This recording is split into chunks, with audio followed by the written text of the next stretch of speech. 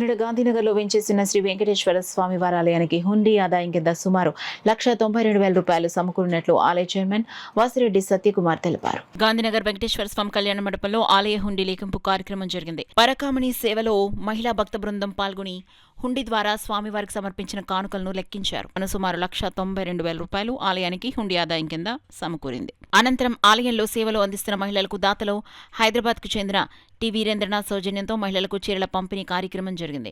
ఆలయ చైర్మన్ వాసిరెడ్డి సత్యకుమార్ అధ్యక్షతన జరిగిన కార్యక్రమంలో ఆలయ ట్రస్ట్ బోర్డు సభ్యులు పానుకుపాటి చిన్న సుబ్బారావు, నిమ్మకాయల సన్ని కిరణ్, సాది సత్యబాబు, గరిమెళ్ల లక్ష్మీనారాయణ శర్మ, గుట్టూరి పద్మలు పాల్గొని మహిళలకు చీరలు పంపిణీ చేశారు. ఈ సందర్భంగా ఆలయ చైర్మన్ సత్యకుమార్, చిన్న సుబ్బారావు, ఈవో శ్రీనివాస్ మాట్లాడుతూ చీరలు అందించిన దాతలకు కృతజ్ఞతలు తెలిపారు.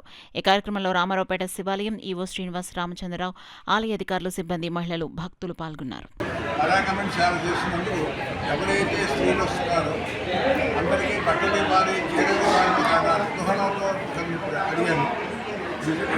తిరుమల వీరేంద్రనాథ్ గారిని హైదరాబాద్లో ఉంటారు.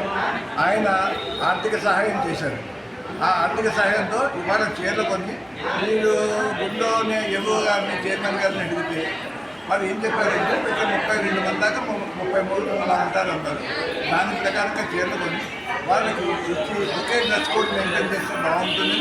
అదే ఉద్దేశంలో ఆయన తిరుమల వీరేంద్రనాథ్ గారు ఇచ్చిన సందర్భంగా ఆయనకి నా ధన్యవాదాలు. చాలా గొప్ప విషయం. ఇలాంటి సేవ చేయించిన మా సుబ్బారావు గారు ధన్యవాదాలు. ఇలాంటి మరెన్నో చేయించిన మా సుబ్బారావు గారి ద్వారా మేము కోరుకుంటున్నాం. ఈ సేవకి మాకు పథకాల నుంచి కూడా కాకినాడ పరిసర ప్రాంతాల్లో ఉండేటువంటి సేవా సంఘాలు, మహిళా సేవా సంఘాలు వచ్చి వారి యొక్క సేవల్ని మాకు బాగా చేస్తున్నారండి.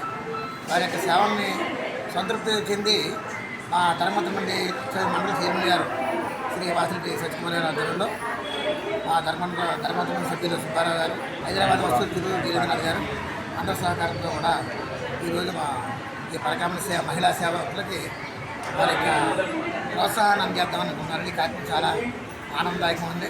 ఈ కార్యక్రమానికి కూడా చేయాలంటే చేస్తే భక్తులకి ఈ మతం యొక్క ప్రభావం కూడా మనకు పెరిగి మత ప్రకారం పెరిగే ఆలయాలు బాగా అభివృద్ధి